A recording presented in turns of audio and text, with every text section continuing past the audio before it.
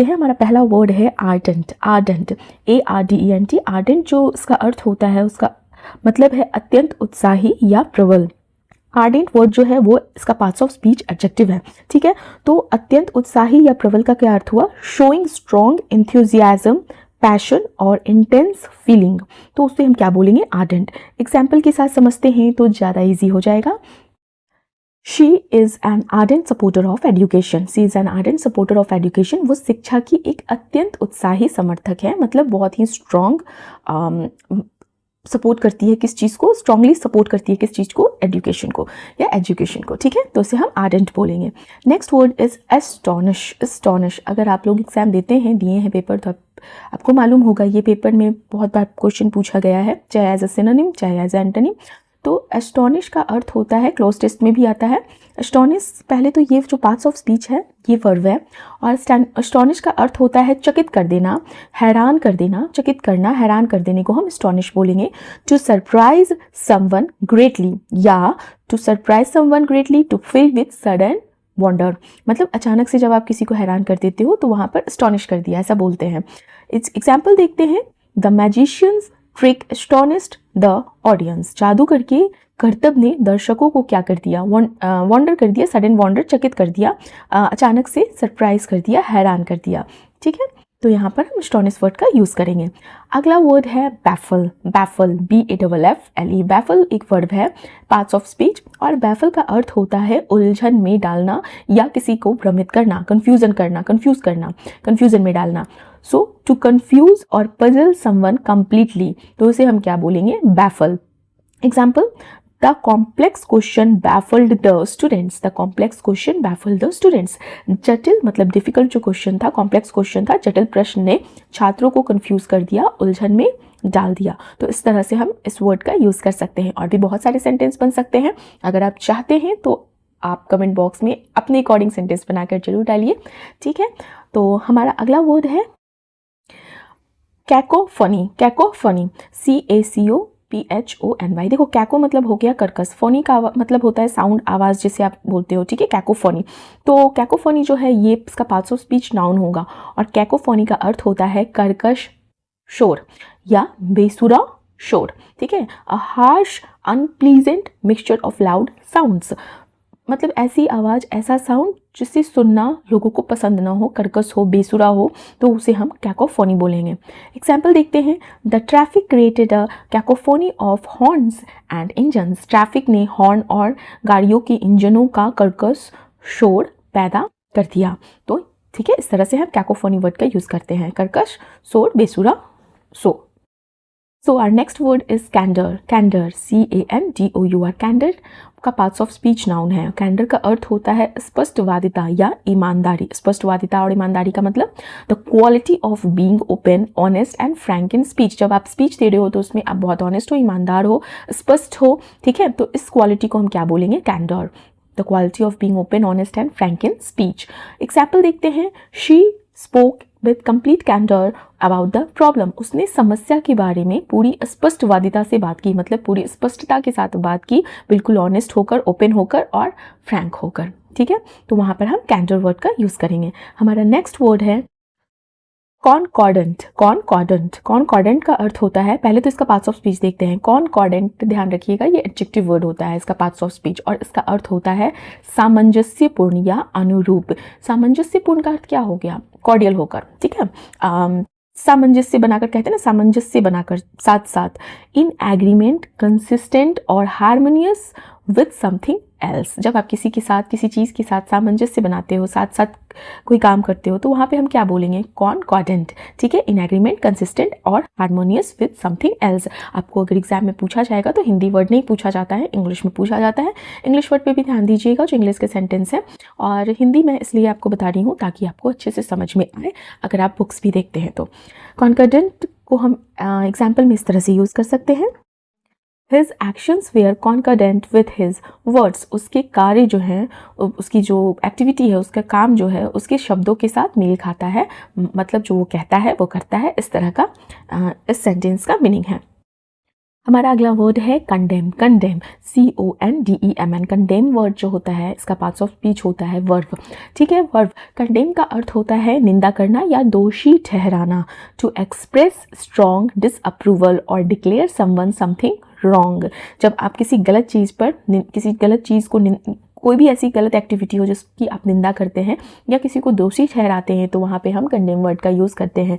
जैसे कि एग्जाम्पल में देखते हैं, the leader condemned the violent act. नेता ने हिंसक कार्य की कड़ी निंदा की, मतलब उसको गलत बोला, गलत ठहराया। ठीक है, तो यहाँ पे हम कंडेम वर्ड का इस तरह से यूज़ करेंगे। अच्छा, यहाँ पे देखिए, जब हम सेंटेंस में कोई भी वर्ड जब होता है वो वर्ब होता है ना, तो उसका V1 वर्ड हुआ और V2 V3 V4 सेंटेंस के अकॉर्डिंग बनता है, इसलिए यहाँ पर the leader condemned the violent act है। Next word conundrum. कनंड्रम का पार्ट्स ऑफ स्पीच नाउन होगा और कनंड्रम का अर्थ है पेचीदा समस्या या पहेली, मतलब a confusing and difficult problem और क्वेश्चन। कोई भी कॉम्प्लेक्स क्वेश्चन, जटिल क्वेश्चन, डिफिकल्ट हो तो वैसे क्वेश्चन को, या कंफ्यूजिंग हो तो उस चीज़ को हम क्या बोलेंगे?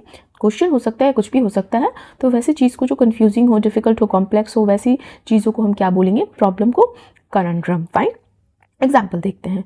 Choosing between the two jobs was a real conundrum. दो नौकरियों में से एक को चुनना एक पेचीदा समस्या थी।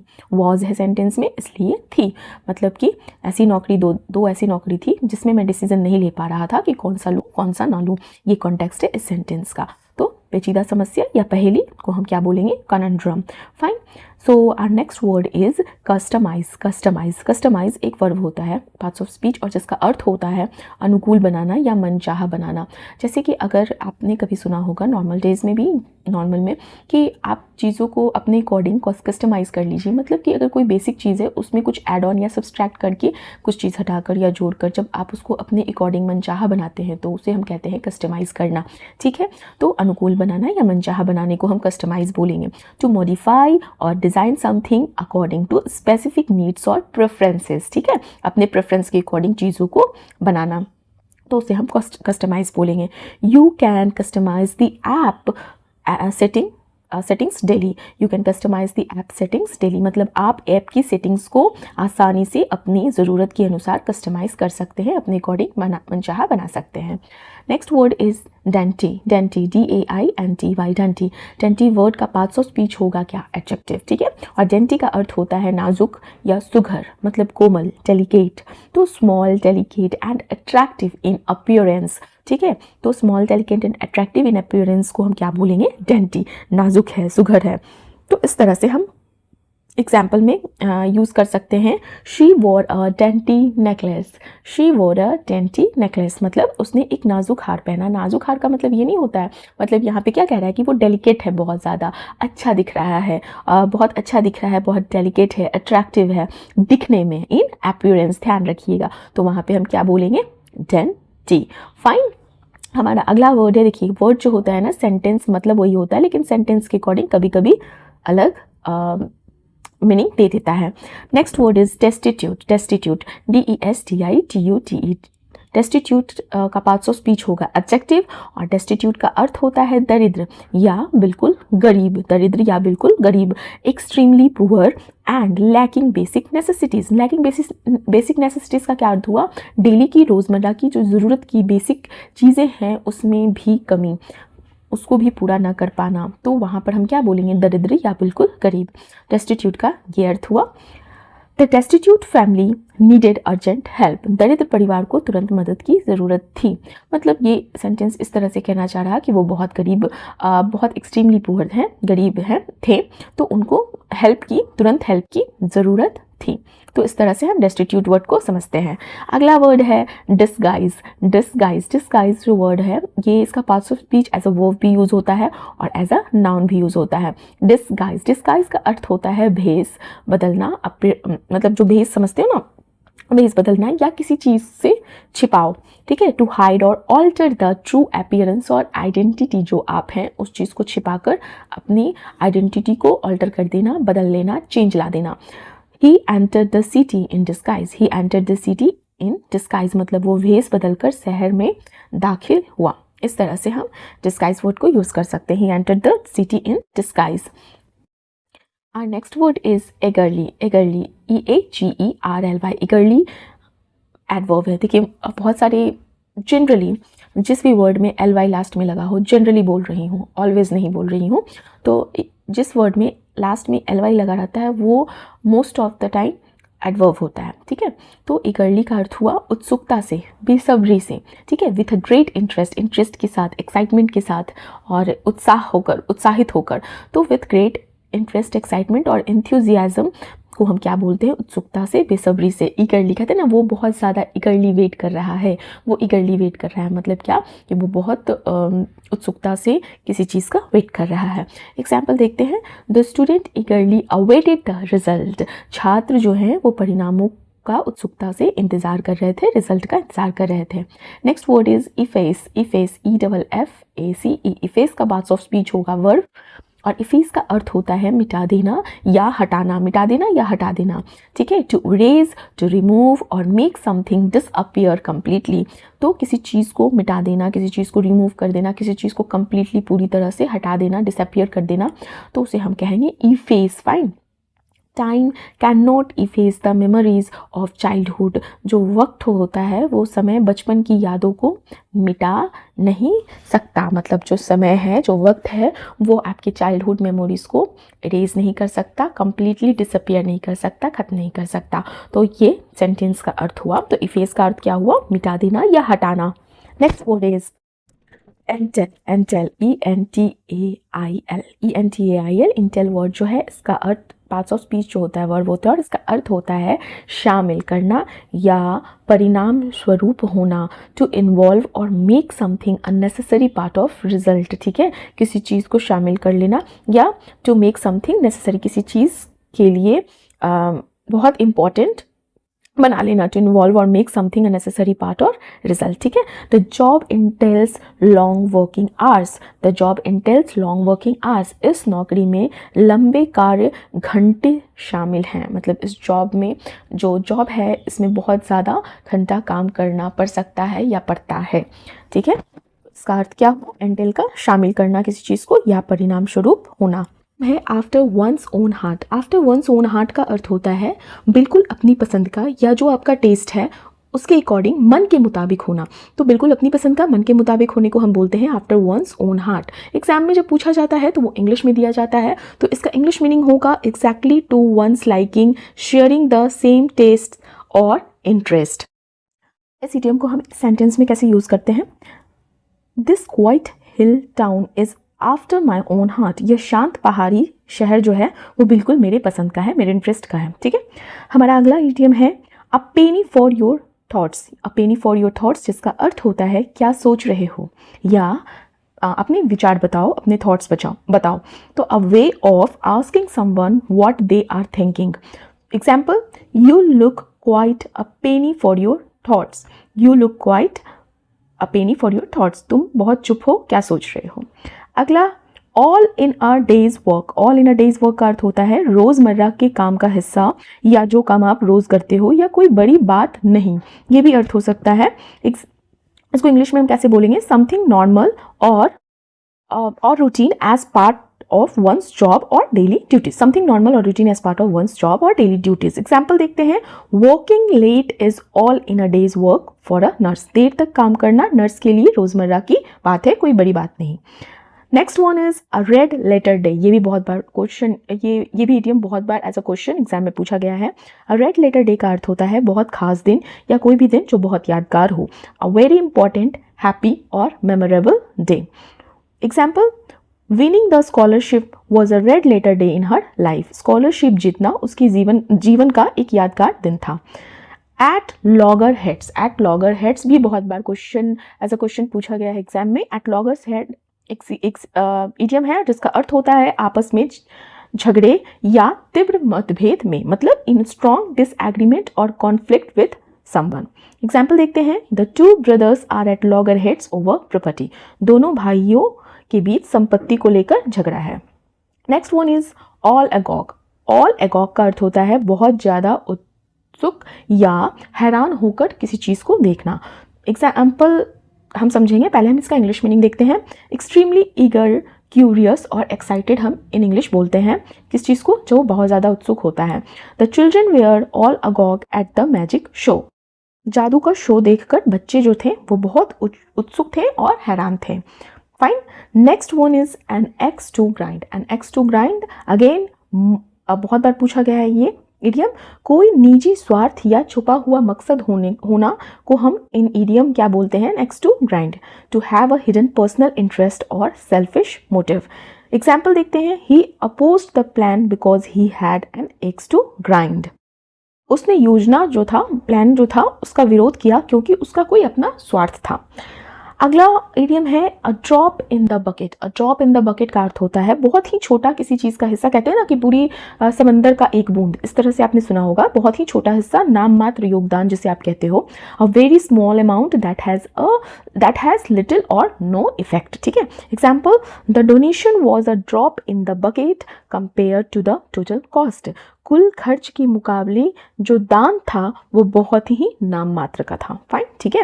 मतलब खर्च बहुत ही ज़्यादा हुआ, उसके कंपैरिजन में जो दान दिया गया, डोनेशन दिया गया, वो बहुत ही कम था। सब्सटेंशियली। सब्सटेंशियली का अर्थ होता है काफ़ी हद तक, और सब्सटेंशियली जो वर्ड है वो उसका पार्ट्स ऑफ स्पीच होता है एडवर्ब। ठीक है। तो सब्सटेंशियली मतलब काफ़ी हद तक, टू अ ग्रेट और सिग्निफिकेंट एक्सटेंट। एग्जाम्पल देखते हैं। The price has substantially increased. कीमत में काफ़ी हद तक बढ़ोतरी हुई है, मतलब जो प्राइस है वो बहुत हद तक इंक्रीज हुई है। तो ऐसे हम सब्सटेंशियली वर्ड का यूज़ करते हैं। ये बहुत सारे एग्जाम्स में भी आता है। जनरली आप क्लोज टेस्ट वगैरह में देखिएगा कि उस तरीके से पूछा जाएगा। हमारा अगला वर्ड है एनेक्डोटल। एनेक्डोटल। एनेक्डोटल जो पार्ट्स ऑफ स्पीच इसका होगा वो एडजेक्टिव होगा। एनेक्डोटल का अर्थ होता है अनुभवजन्य। अनुभवजन्य मतलब जो व्यक्तिगत अनुभव या छोटी कहानी पर आधारित हो। बेस्ड ऑन पर्सनल स्टोरीज और individual experiences, not on proven facts और डेटा। मतलब जब आपकी खुद की अनुभव पे बेस्ड हो, जो फैक्ट्स और डेटा पे बेस्ड नहीं हो, तो उससे आप क्या बोलेंगे, एनेक्डोटल। ठीक है। जो व्यक्तिगत अनुभव या छोटी कहानी पर आधारित हो। एग्जाम्पल देखते हैं। The report is based on anecdotal evidence. Report जो है वो व्यक्तिगत अनुभव मतलब पर्सनल इंडिविजुअल एक्सपीरियंस पे बेस्ड है, ना कि किसी फैक्ट और डेटा पर।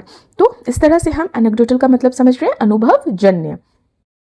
Next one is picked up. Picked up जो हो गया ये फ्रेजल वर्ब हो गया, पिक्ड और अप। ठीक है। पिक्ड अप फ्रेजल वर्ब है और इसका अर्थ होता है धीरे धीरे सीख लेना या किसी चीज़ को धीरे धीरे गुजरते टाइम के साथ अपना लेना। सो इसका इंग्लिश मीनिंग होगा क्या, जो जनरली एग्जाम्स में पूछे जाते हैं, इंग्लिश में ही पूछे जाते हैं।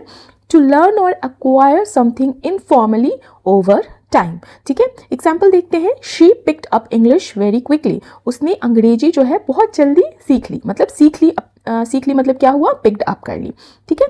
Next one is inflation. Inflation. Inflation जो वर्ड है ये नाउन है, इसका पार्ट्स ऑफ स्पीच। इन्फ्लेशन का अर्थ होता है महंगाई बढ़ना। ठीक है। महंगाई बढ़ना। आप अक्सर न्यूज़पेपर वगैरह में पढ़ते या सुनते होंगे न्यूज़ में, इन्फ्लेशन हो गया, इस कंट्री का इन्फ्लेशन, इस कंट्री में इन्फ्लेशन है, मतलब महंगाई बढ़ना। A general rise in prices over time. A general rise in prices over time. Example देखते हैं। Inflation affects the cost of daily necessities. महंगाई रोजमर्रा की जरूरतों की लागत को प्रभावित करती है। Next one is aggregate. Aggregate again इसका पार्ट्स ऑफ स्पीच नाउन होगा। एग्रीगेट। एग्रीगेट का अर्थ होता है कुल योग या समूह, मतलब कि जब छोटी छोटी सेपरेट चीज़ों का एक योग बनता है, सम बनता है, समूह होता है, तो उसे हम कहते हैं एग्रीगेट। एग्रीगेट से ही एग्रीगेशन है। ठीक है। The total amount formed by combining several separate items. The total amount formed by combining several separate items को हम क्या बोलेंगे, एग्रीगेट बोलेंगे। Example, this figures represent aggregates of national income. ये आंकड़े राष्ट्रीय आय के कुल योग को दर्शाते हैं। Fine. Next one is nuance. Nuance NUANCE। Nuance जो है ये नाउन है और इसका अर्थ होता है बारीक अंतर या बहुत छोटा सा, स्मॉल डिफरेंस, सूक्ष्म अंतर जिसको कहते हैं, सूक्ष्म फर्क बोलते हैं। अ स्मॉल बट इम्पॉर्टेंट, ध्यान दीजिएगा, small but important difference in meaning और expression. Example, he missed the nuance in her tone. वह उसके लहजे की बारीक अंतर को नहीं समझ पाया। Next is sorely. Sorely SORELY। Sorely word जो है एडवर्ब है। जनरली देखिएगा कि जब भी वर्ड जो है LY से एंड होता हो वो most of the time adverb ही आता है उसका पार्ट्स ऑफ स्पीच। ठीक है। तो सॉरली का अर्थ होता है बहुत ज़्यादा या गंभीर रूप से, सीरियस मैनर में। तो इसका इंग्लिश मीनिंग होगा टू अ सीवियर और intense degree, especially in need और लैक। ठीक है, एग्जाम्पल देखते हैं। The team sorely needs a leader, team को एक नेता की बहुत ज़्यादा ज़रूरत है। Next word is collapsing. Collapsing word जो है ये एडजेक्टिव है और कोलैप्सिंग का अर्थ होता है तेजी से गिरता या टूटता हुआ, तेजी से गिरता या टूटता हुआ। इसका इंग्लिश मीनिंग क्या होगा? फॉलिंग डाउन और failing suddenly and completely. Falling down और फेलिंग सडनली एंड कंप्लीटली को हम क्या बोलेंगे? कोलैप्सिंग। ठीक है, example, the collapsing bridge caused panic, गिरता हुआ पुल जो है वो क्या हुआ? घबराहट का कारण बना। Next word is soaring. SOARING। Soaring का पार्ट्स ऑफ स्पीच होगा एडजेक्टिव और सॉरिंग का अर्थ होता है तेजी से बढ़ता या ऊंचा उठता। तेजी से बढ़ता या ऊंचा उठता को हम सॉरिंग बोलेंगे। राइजिंग और increasing very quickly to a high level, ठीक है, एग्जाम्पल देखते हैं। Soaring prices worried the public. Soaring prices worried the public मतलब तेजी से बढ़ती कीमतों ने जनता को वरीड कर दिया, चिंतित कर दिया। तो सोरिंग का अर्थ हुआ तेजी से बढ़ता या ऊंचा उठता। Next word is deep seated. ठीक है, दो अलग अलग वर्ड हैं, इसको आप इसका पार्ट्स ऑफ स्पीच आप एडजेक्टिव बोलोगे। ठीक है, डीप सीटेड मतलब गहराई से जुड़ा या गहराई से जड़ा। ठीक है, तो एग्जाम्पल देखते हैं। पहले हम इसका इंग्लिश मीनिंग देखते हैं। इंग्लिश मीनिंग है इसका firmly established and hard to change. जब बिल्कुल जड़ा हुआ होता है और जो डिफिकल्ट होता है चेंज करने में, मतलब वो फ्लेक्सिबल नहीं होता है। ठीक है, firmly established and hard to change, तो उस चीज़ को हम क्या बोलेंगे? ये डीप सीटेड है। ठीक है, डीप सीटेड है, गहराई से जुड़ा हुआ है। They have deep seated fears, उनके डर जो हैं वो गहराई से जमे हुए हैं। हमारा नेक्स्ट वर्ड है रिजेंटमेंट। ठीक है, रिसेंटमेंट नहीं, इसे प्रोनाउंस करना है रिजेंटमेंट है और रिजेंटमेंट एक नाउन है, इसका पार्ट्स ऑफ स्पीच नाउन होता है। रिजेंटमेंट का अर्थ होता है मन में रोष या कड़वाहट। मन में बहुत ज़्यादा जब रोष होता है या कड़वाहट होता है तो उसे बिटरनेस होती है, तो उसे हम क्या बोलेंगे? रिजेंटमेंट। ठीक है, अ फीलिंग ऑफ एंगर और bitterness caused bye unfair treatment. ध्यान रखिएगा, काउज्ड बाय अनफेयर ट्रीटमेंट। जब आप मतलब जो अनफेयर किसी के साथ करते हो, अनफेयर ट्रीटमेंट की वजह से जब किसी के मन में गुस्सा हो जाता है, कड़वाहट हो जाता है, तो उस चीज़ को हम रिजेंटमेंट बोलते हैं। Resentment grew among the workers, मजदूरों में नाराजगी जो है बढ़ती गई। Next is crack down is a phrasal verb, crack and then down. ठीक है, क्रैक डाउन का अर्थ होता है शक्ति से कार्रवाई। इसका जो इंग्लिश मीनिंग होगा वो होगा to take strict action to stop illegal or unacceptable activities. To take strict actions to stop illegal or unacceptable activities. मतलब जब भी कुछ गलत हो रहा है, इलीगल होता है, लॉ के अकॉर्डिंग नहीं हो रहा है, तो उस चीज़ को रोकने के लिए जब कोई आप एक्शन लेते हैं, स्ट्रिक्ट एक्शन, तो वहाँ पर हम क्रैकडाउन बोलते हैं। मतलब कि एज अ फ्रेजल वर्ब हम क्रैकडाउन का यूज करते हैं।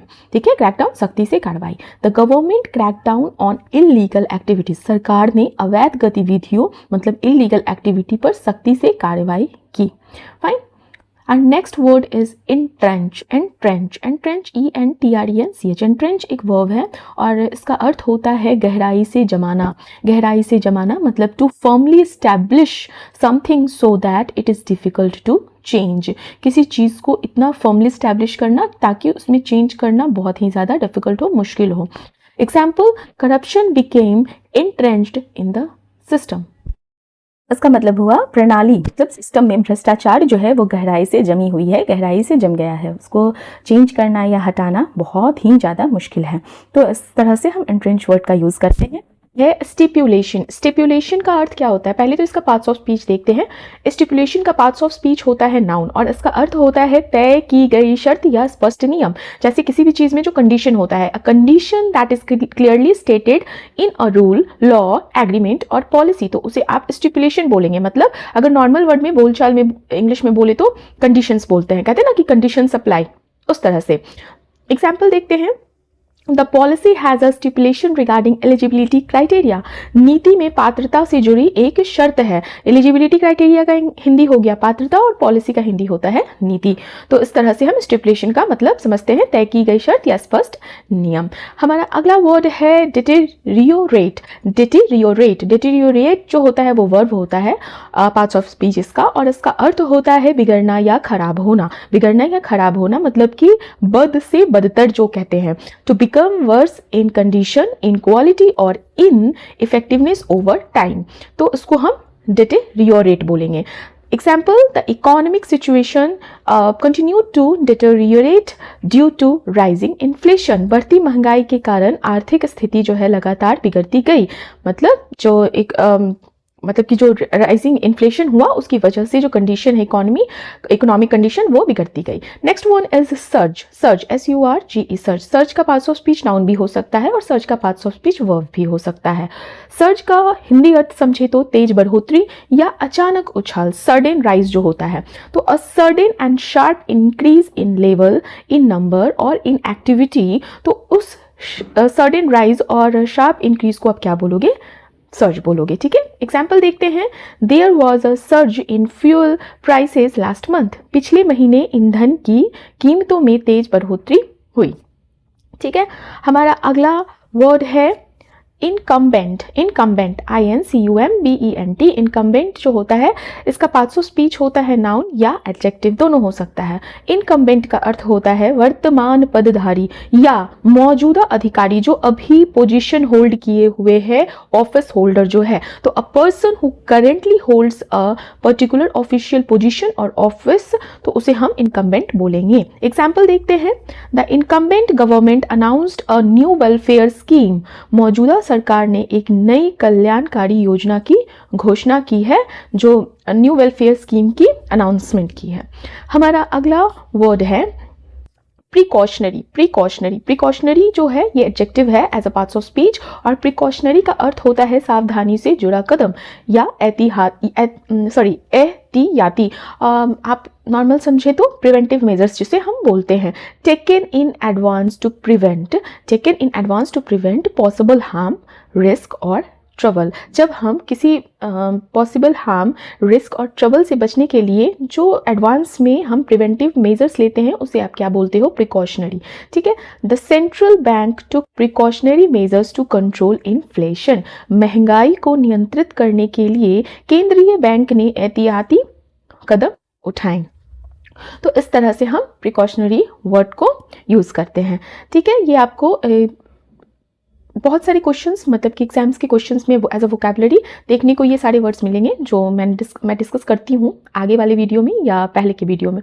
चलिए हमारा अगला वर्ड है आउटक्राई। आउटक्राई, आउटक्राई का पार्ट्स ऑफ स्पीच होगा नाउन, और इसका अर्थ होता है जोरदार विरोध या सार्वजनिक आक्रोश। जैसे आप बोलते हो ना प्रोटेस्ट, ठीक है, तो उसी को हम आउटक्राई, उसी सेंस में हम आउटक्राई वर्ड यूज करते हैं। A strong public expression of anger, protest और कंप्लेंट, तो उसे हम क्या बोलेंगे? आउटक्राई, जोरदार विरोध या सार्वजनिक आक्रोश। एग्जाम्पल देखते हैं। The decision triggered a public outcry across the country. उस फैसले ने पूरे देश में सार्वजनिक विरोध पैदा करा, ठीक है, प्रोटेस्ट किया होगा, तो इसको हम आउटक्राई बोलेंगे। Next word is putative. Putative, PUTATIVE, putative. Putative का पार्ट्स ऑफ स्पीच होगा एडजेक्टिव, और प्यूटेटिव का अर्थ क्या होता है? माना हुआ है, ठीक है, कथित है, मतलब कि अभी तक प्रूव्ड नहीं है वो, मतलब कि माना जाता है या कथित तौर पर, जैसे आप बोलते हो।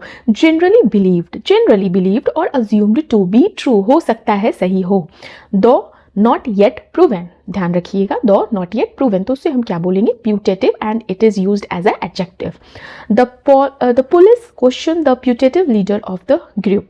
The police question the putative leader of the group, जिसका अर्थ है पुलिस ने समूह के जो ग्रुप था उसके कथित नेता से पूछताछ की, मतलब माना हुआ नेता से पूछताछ की, ठीक है। So our next word is sedition. Sedition का अर्थ क्या होता है? राजद्रोह या सरकार विरोधी अपराध। राजद्रोह या सरकार विरोधी अपराध, और सेडिशन जो होता है ये नाउन होता है as a parts of speech. तो सेडिशन का अर्थ इंग्लिश मीनिंग हुआ the act of inciting hatred, resistance और rebellion against a lawful government, ये इसका इंग्लिश मीनिंग हुआ।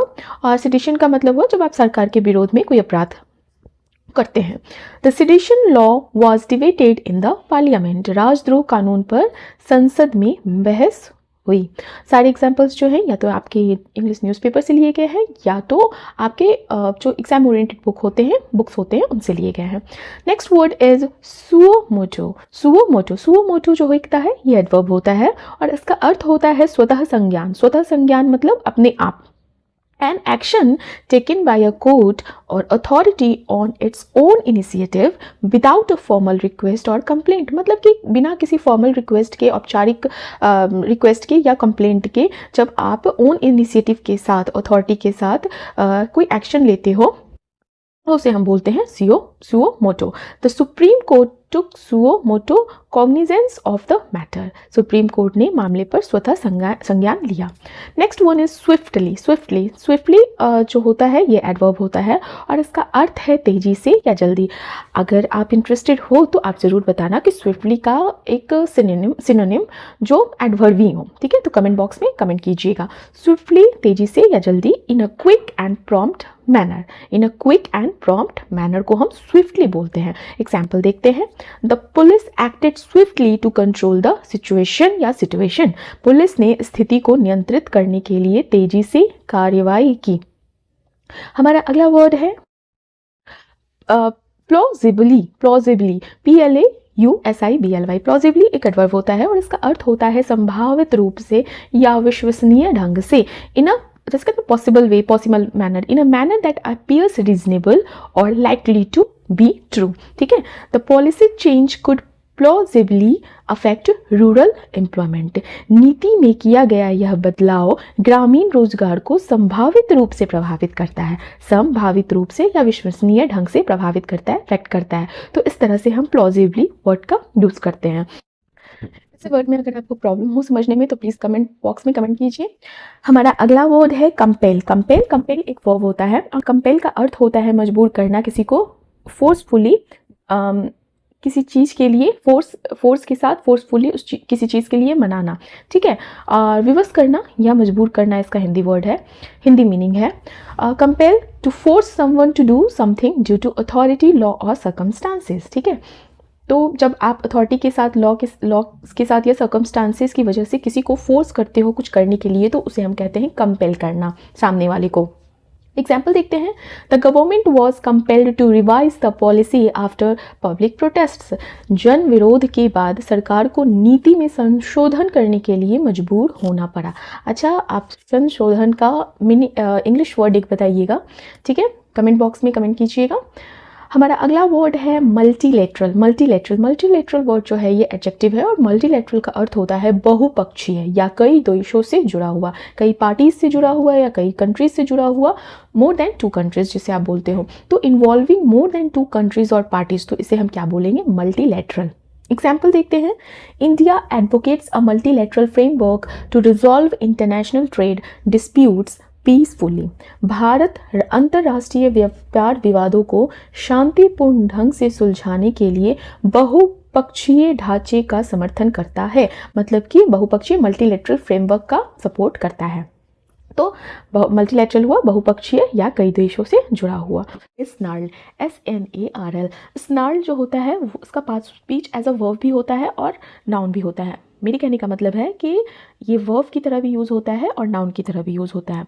अच्छा, एज अ अगर वर्ब हम यूज़ करते हैं तो स्नार्ल का अर्थ होगा गरजना, या कहते हैं ना गरजना मतलब जब क्रोध में आकर बहुत जोर से चिल्लाते हो, गरजते हो, तो उस सेंस में। और एक होता है एज अ नाउन, तो उसका अर्थ होता है उलझन, टैंगल, कहते हैं ना टैंगल, उलझी हुई चीज़ें, जटिल स्थिति, तो टैंगल। तो स्नार्ल गरजना या उलझन को हम स्नार्ल बोलेंगे। कैसे इसे यूज़ करेंगे ये देखते हैं।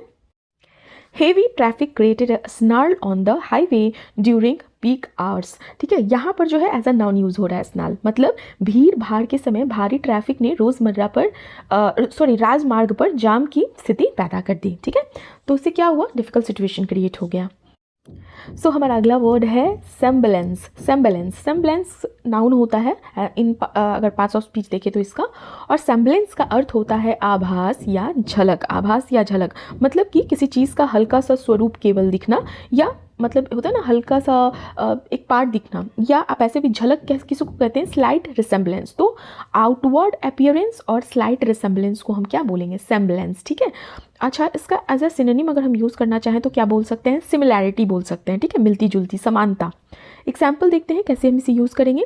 After months of conflict the country restored a semblance of peace.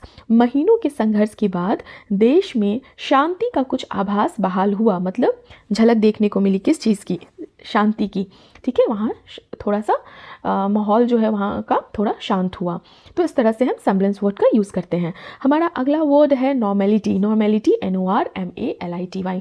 Normality का भी पार्ट्स ऑफ स्पीच नाउन होगा। नॉर्मेलिटी का अर्थ होता है सामान्यता या सामान्य स्थिति, स्टेट ऑफ बीइंग नॉर्मल। जब सामान्य या नियमित स्थिति होता है, जब सब कुछ सामान्य रूप से चल रहा हो, तो उस चीज़ को हम क्या बोलते हैं? Normal and normality.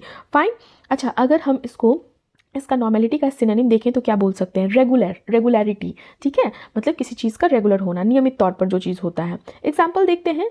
Life return to normality after the flood situation improved. बाढ़ की स्थिति सुधरने के बाद जीवन सामान्य स्थिति में लौट आया। जैसे पहले जीवन चल रहा था उस तरह से नॉर्मल हो गया जब फ्लड सिचुएशन इम्प्रूव हुआ। तो इस तरह से हम नॉर्मेलिटी वर्ड का यूज़ कर सकते हैं। ध्यान दीजिएगा, ये नाउन है। हमारा अगला वर्ड है इनएग्यूरेट। इनएग्यूरेट, इनएग्यूरेट का अर्थ होता है वर्ब। आपने देखा होगा इनएग्यूरेशन, यही है बस। इनएग्यूरेशन है तो नाउन हो गया, इनएग्यूरेट है तो वर्ब हो गया। इनएग्यूरेट का अर्थ होता है उद्घाटन करना या शुभ आरंभ करना, किसी नए कार्य या कार्यक्रम का औपचारिक फॉर्मल शुरुआत करना। फॉर्मल बिगिन बोल सकते हैं, ऑफिशियली ओपन बोल सकते हैं। ठीक है, एंड इसका सिनोनिम क्या हो जाएगा?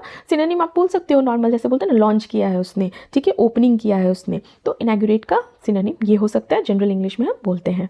एग्जाम्पल देखते हैं। The prime minister inaugurated the new railway line. प्रधानमंत्री ने नई रेलवे लाइन का क्या किया? उद्घाटन किया, मतलब उसे इनॉग्रेट किया, उसकी ओपनिंग करी। यहाँ पे लॉन्च नहीं होगा, ठीक है, इनॉग्रेट किया, ओपनिंग करी, किस चीज़ की? नई रेलवे लाइन की। हमारा अगला वर्ड है पैरामाउंट। पैरामाउंट, पैरामाउंट वर्ड है, इसका पार्ट्स ऑफ स्पीच होगा एडजेक्टिव। अच्छा, पैरामाउंट का अर्थ क्या होता है? सर्वोपरि या अत्यंत महत्वपूर्ण, जो सबसे अधिक महत्वपूर्ण हो, बाकी सभी से ऊपर हो, तो उसे हम बोलते हैं पैरामाउंट। अच्छा, इसका ऑप्शंस जो आता है एग्जाम्स में इस तरह से आएगा, जैसे पैरामाउंट ऑप्शन सिनोनिम बताइए, सुप्रीम, मोस्ट इंपॉर्टेंट और अलग रहेगा। तो उस तरह से आप इसका इंग्लिश मीनिंग क्या हो सकता है? पैरामाउंट है, सुप्रीम है, मोस्ट इंपॉर्टेंट है, या आप कह सकते हो क्रूशियल, क्रूशियल भी कह सकते हो, जिसका अर्थ होता है अत्यंत महत्वपूर्ण। एग्जाम्पल देखते हैं। National security is of Paramount importance for any country, मतलब किसी भी देश के लिए जो राष्ट्रीय सुरक्षा होती है वो बहुत ही महत्वपूर्ण होती है, सर्वोपरि महत्व की होती है, मतलब सबसे ऊपर होता है क्या? National security. हमारा अगला वर्ड है परपेचुअल। परपेचुअल, परपेचुअल का पार्ट्स ऑफ स्पीच एडजेक्टिव होगा। परपेचुअल का अर्थ होता है अस्थाई या निरंतर। इंग्लिश मीनिंग समझे तो एवरलास्टिंग या कंटिन्यूअस, मतलब जो लगातार चलता रहे और समाप्त न हो, तो उसे हम क्या बोलेंगे? परपेचुअल। सिनोनिम इसका क्या हो सकता है? कांस्टेंट। अब देखो सिनोनिम मैं इसलिए आपको बता रही हूँ, जैसे नॉर्मली हम ये बोलते हैं कांस्टेंट है, ठीक है, कांस्टेंट मतलब लगातार स्थायी हो सकता है, एवरलास्टिंग भी हो सकता है, कंटिन्यूअस, ये सारे आपके सिनोनिम हो जाएंगे। इसको हम एग्जाम्पल में कैसे यूज़ करेंगे? The region faces perpetual water shortage during summer. यह क्षेत्र जो है, ये रीजन जो है, गर्मियों में निरंतर मतलब हमेशा जल संकट का सामना करता है। ठीक है, तो परपेचुअल का अर्थ हो गया स्थायी है, निरंतर है, हमेशा जो हो रहा है, लगातार जो हो रहा है। ठीक है, चलिए हमारा अगला वर्ड है लॉर्ड। लॉर्ड, LAUD, LOUD नहीं, LAUD, लॉर्ड। लॉर्ड का अर्थ होता है प्रशंसा करना, प्रेज करना, सराहना करना। इंग्लिश मीनिंग क्या है? Praise publicly. लॉर्ड का पार्ट्स ऑफ स्पीच होगा वर्ब। ठीक है, तो जब हम किसी व्यक्ति या किसी कार्य की खुलकर तारीफ करते हैं, खुलकर तारीफ मतलब पब्लिकली तारीफ करते हैं, तो उसे हम लॉर्ड बोलेंगे। एग्जाम्पल देखते हैं। The scientist was lauded for his contribution to medical research. वैज्ञानिक की चिकित्सा अनुसंधान में योगदान के लिए प्रशंसा की गई। फाइन, तो इस तरह से हम इस वर्ड का यूज़ करेंगे। चलिए, और इसका सिनोनिम क्या हो सकता है? अपलॉड भी बोल सकते हैं, APPLAUD, अपलॉड। ठीक है, उसका भी अर्थ क्या होता है? प्रशंसा करना। हमारा अगला वर्ड है गार्नर। Garner, GARNER। गार्नर का पार्ट्स ऑफ स्पीच वर्ब हो जाएगा, और गार्नर का अर्थ होता है एकत्र करना या प्राप्त करना। इंग्लिश मीनिंग टू कलेक्ट और obtain something, specially information, support और अप्रूवल। किसी चीज़ को धीरे धीरे जुटाना या प्रयास से हासिल करना, जैसे कि सपोर्ट, जिसे आप समर्थन बोलते हो, इन्फॉर्मेशन, जानकारी, ठीक है, अप्रूवल, किसी चीज़ का अप्रूवल को प्राप्त करना, तो उसे हम बोलेंगे गार्नर। गार्नर का सिनोनिम क्या हो सकता है? गैदर करना, कहते हैं ना गैदर करो, गार्नर। नेक्स्ट, इसका हम एग्जाम्पल देखते हैं। The candidate managed to garner wide spread support during the election campaign. उम्मीदवार कैंडिडेट ने चुनाव अभियान के दौरान व्यापक समर्थन प्राप्त किया। व्यापक मतलब wide spread. Next one is indigenous. Indigenous, indigenous word जो है ये एडजेक्टिव है, और इंडिजिनस का अर्थ होता है स्वदेशी या मूल निवासी, वहीं का जन्मा हुआ, जैसे आप बेसिकली बहुत नॉर्मल इंग्लिश में बोलते हो, वहीं से ओरिजिन किया हुआ, ओरिजिनेट किया हुआ। तो ओरिजिनेटिंग और naturally occurring in a particular place या नेटिव टू अ रीजन, मतलब कि जो किसी विशेष स्थान का मूल निवासी हो और वहीं पैदा हुआ हो, या कोई भी चीज़ जो वहीं उत्पन्न हुई हो, तो उसे हम इंडिजिनस बोलेंगे। इसका सिनोनिम क्या हो सकता है? नेटिव बोल सकते हो, NATIVE, नेटिव। इंडिजिनस का सिनोनिम नेटिव हो जाएगा। एग्जाम्पल देखते हैं। The government introduced policies to protect the right of indigenous communities, मतलब सरकार ने स्वदेशी समुदायों के अधिकारों की रक्षा के लिए क्या पॉलिसी लागू की। हमारा अगला वर्ड है travel. Travel, TRAVAIL, travel. Travel noun होता है, और ट्रैवल का दो अर्थ निकलता है। ठीक है, दो अर्थ। पहला तो अर्थ निकलता है प्रसव पीड़ा, जो बच्चे के जन्म के दौरान होता है, और एक मीनिंग ये भी निकलता है कष्टदायक श्रम, जब आप बहुत ज़्यादा फिजिकल एक्टिविटी करते हो और वो बहुत ही ज़्यादा थकाने वाला हो, कष्टदायक हो, कष्टपूर्ण परिश्रम जिसे आप बोलते हो, तो उसे हम ट्रैवल बोलेंगे। मतलब कि severe physical pain specially during child birth, और पेनफुल एग्जॉस्टिंग एफर्ट, जब बहुत ज़्यादा किसी चीज़ में आप परिश्रम करते हो वो कष्टपूर्ण हो जाता है, तो उसे हम ट्रैवल बोलेंगे। अच्छा, इसका हम एग्जाम्पल में कैसे यूज़ करते हैं देखते हैं। The workers endured years of travel to complete the massive infrastructure project, मतलब क्या? मजदूरों ने वो जो विशाल इंफ्रास्ट्रक्चर का जो ढांचा परियोजना को पूरा करने के लिए बहुत टाइम तक क्या किया? कठिन परिश्रम किया, कष्टदायक परिश्रम किया। आई होप आप लोगों को समझ में आ रहा हो। चलिए, हमारा अगला वर्ड है प्रीजम्पचुअस। प्रीजम्पचुअस, ठीक है। प्रीजम्पचुअस का अर्थ होता है उदंड या अति आत्मविश्वासी, और प्रीजम्पचुअस जो है वो है एडजेक्टिव। मतलब क्या हुआ कि जैसे आप कहते हो ना कि बहुत ज़्यादा अति आत्मविश्वास, एक होता है कॉन्फिडेंस, एक होता है ओवर कॉन्फिडेंस, तो वही है जो बिना उचित अधिकार के, बिना अथॉरिटी के, बिना इन्फॉर्मेशन के, बिना जानकारी के अत्यधिक आत्मविश्वास दिखाए और सीमा से बढ़कर व्यवहार करे, लिमिट क्रॉस कर जाए, तो उसे हम क्या बोलेंगे? प्रीजम्पचुअस। ठीक है, तो शोइंग एक्सेसिव कॉन्फिडेंस और बोल्डनेस विदाउट प्रॉपर अथॉरिटी और विदाउट एनी रिस्पेक्ट। एग्जाम्पल देखते हैं। It was presumptuous of him to comment on the जजेस decision without knowing the fact. तथ्यों को बिना जाने न्यायाधीश मतलब जज के निर्णय पर टिप्पणी करना उसका उद्दंड व्यवहार था, सही व्यवहार नहीं था मतलब कि। और प्रीजम्पचुअस का क्या सिनोनिम क्या हो सकता है? आप बोल सकते हो arrogant. Next word is discretionary. Discretionary, discretionary जो है इसका पार्ट्स ऑफ स्पीच एडजेक्टिव है, और डिस्क्रिशनरी का अर्थ होता है विवेकाधीन या स्वविवेक आधारित। विवेकाधीन या स्वविवेक आधारित मतलब कि left to one's own judgement और चॉइस, आप अपने दिमाग से काम लो, कहते हैं ना। तो जो किसी व्यक्ति के अपने निर्णय या विवेक पर निर्भर करे, तो उसे हम बोलेंगे डिस्क्रिशनरी। इसका सिनोनिम हो सकता है ऑप्शनल। ऑप्शनल चॉइस, कहते हैं ना, ऑप्शनल है, आप पे डिपेंड करता है, कर भी सकते हो नहीं भी कर सकते हो, ऐसा वाला सिचुएशन। एग्जाम्पल देखते हैं। The principal has discretionary powers to grant leave in special cases, मतलब विशेष परिस्थितियों में, स्पेशल केसेस में अवकाश देने का विवेकाधीन अधिकार प्रिंसिपल के पास है। मतलब प्रिंसिपल अपने अकॉर्डिंग सोचेगा, अपने दिमाग से, विवेक से, कि देना है या नहीं देना है, ये कॉन्टेक्स्ट है।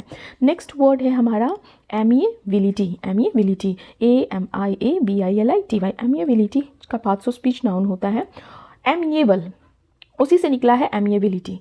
एमिएबल मतलब क्या होता है? मित्रता, ठीक है, मित्रता भाव, मिलनसारिता, फ्रेंडली। तो एमिएबिलिटी का भी अर्थ है मित्रता भाव, मिलनसारिता, the quality of being friendly, pleasant and easy to like. ये इसका इंग्लिश मीनिंग हुआ, मतलब कि दूसरों के प्रति जो काइंड होता है, नम्र होता है, दोस्ताना व्यवहार करने की जिसका स्वभाव होता है। अच्छा, इसका हम सिनोनिम क्या बोल सकते हैं? जैसे कहते हैं ना फ्रेंड बहुत ज़्यादा फ्रेंडलीनेस है, ठीक है, तो ये आप बोल सकते हो, फ्रेंडली है मतलब। एग्जाम्पल देखते हैं, the leader's amiability helped him gain public support during the election campaign. मतलब कि जो नेता का फ्रेंडली नेचर था, तो जब वो इलेक्शन कैंपेन के दौरान उसका पब्लिक सपोर्ट लेने के लिए बहुत हेल्पफुल था। Next one is retrospective. Retrospective जो वर्ड है ये एडजेक्टिव है और इसका अर्थ होता है पूर्व दृष्टि, पहले की दृष्टि या अतीत संबंधी विचार। मतलब कि जब आप अपने पास्ट को समझते हो, उसके बारे में विचार करते हो, सोचते हो। लुकिंग बैक एट और डीलिंग विद पास्ट इवेंट्स और सिचुएशंस, मतलब जो बीते हुए समय की ओर देखकर उसके बारे में सोचता हो, उसका मूल्यांकन करता हो, इवैल्यूएट करता हो कि क्या किया क्या नहीं किया, वैसा वाला। इसका सिनोनिम रेट्रोस्पेक्टिव का क्या हो सकता है? रिफ्लेक्टिव बोल सकते हो, ठीक है। एग्जाम्पल देखते हैं, the committee conducted a retrospective analysis of the previous years economic policy. Committee ने पिछले वर्ष की आर्थिक नीतियों मतलब इकोनॉमिक पॉलिसी का पूर्व दृष्टि विश्लेषण किया, रेट्रोस्पेक्ट किया उसको, किस चीज़ को? लास्ट ईयर के, प्रीवियस ईयर की इकोनॉमिक पॉलिसीज़ का। हमारा अगला वर्ड है रिजम्पशन। RESUMPTION। रिजम्पशन जो है ये इसका पार्ट्स ऑफ स्पीच नाउन होगा। रिजम्पशन का अर्थ होता है पुनः आरंभ या दोबारा शुरू करना। दोबारा शुरू करना, आड़ी लगा हुआ है ना, आप इस तरह से भी याद कर सकते हो। तो पुनः आरंभ करना, दोबारा शुरू करना, the act of starting again after a pause और इंटरप्शन। किसी काम या गतिविधि, किसी एक्टिविटी का रुकने के बाद से फिर से शुरू होना को हम रिजम्पशन बोलते हैं। इसका सिनोनिम क्या हो सकता है? रीस्टार्ट बोल सकते हो, फिर से रीस्टार्ट। इसका एग्जाम्पल होगा, the resumption of classes was announced by the university. विश्वविद्यालय द्वारा जो क्लासेस हैं उसका फिर से स्टार्ट होने का अनाउंसमेंट किया गया, ठीक है, या की गई। तो इस तरह से हम रिजम्पशन, पुनः आरंभ, दोबारा शुरू समझते हैं। हमारा अगला वर्ड है और ये है आज का लास्ट वर्ड। तो लास्ट वर्ड है स्लम्प, SLUMP, स्लम्प। स्लम्प का जो पार्ट्स ऑफ स्पीच होगा वो नाउन और वर्ड दोनों हो सकता है। स्लम्प का अर्थ होता है तेज गिरावट, धम से गिरना, अचानक कमी किसी चीज़ में। तो a sudden fall, sudden and significant decline in level, in performance और इन एक्टिविटी। जब आपकी एक्टिविटी में सडन गिरावट होती है, अचानक किसी तरह की परफॉर्मेंस में कमी होती है, तो उसे हम क्या बोलेंगे? स्लम्प, तेज गिरावट या अचानक कमी, ठीक है। अब इसका एग्जाम्पल क्या है देखते हैं। The economy faced a sharp slump last year. पिछले वर्ष जो है अर्थव्यवस्था में मतलब इकोनॉमी में तेज गिरावट आई, ठीक है। So thank you for watching. अगर आप अभी तक मेरे चैनल को सब्सक्राइब नहीं किया तो मेरे चैनल को जरूर से सब्सक्राइब कीजिए, वीडियो को लाइक कीजिए, शेयर कीजिए, कमेंट कीजिए। Thank you, have a nice day.